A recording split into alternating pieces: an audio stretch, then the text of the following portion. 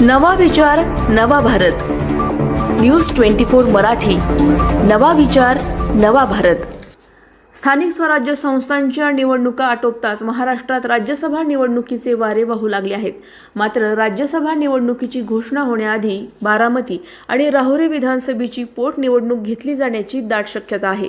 दिवंगत उपमुख्यमंत्री अजित पवार आणि भाजप नेते शिवाजीराव कर्डिले यांच्या निधनामुळे या जागा रिक्त झाल्या असून निवडणूक आयोगाने पोटनिवडणुकीची तयारी सुरू केली आहे.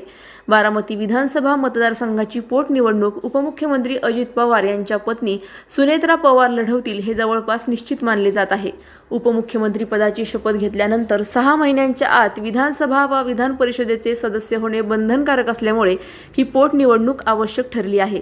बारामतीत अन्य कोणताही पक्ष उमेदवार देणार नाही हेही स्पष्ट असल्यामुळे ही निवडणूक बिनविरोध होण्याची शक्यता अधिक आहे.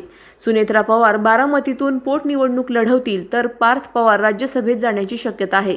ऑक्टोबर 2024 मध्ये झालेल्या विधानसभा निवडणुकीत भाजपच्या शिवाजीराव कर्डिले यांनी राष्ट्रवादीच्या प्राजक्त तनपुरे यांना पराभूत केले होते.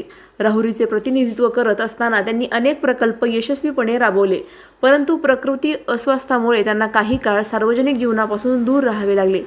17 ऑक्टोबर 2025 रोजी आजारपणामुळे त्यांचे निधन झाले.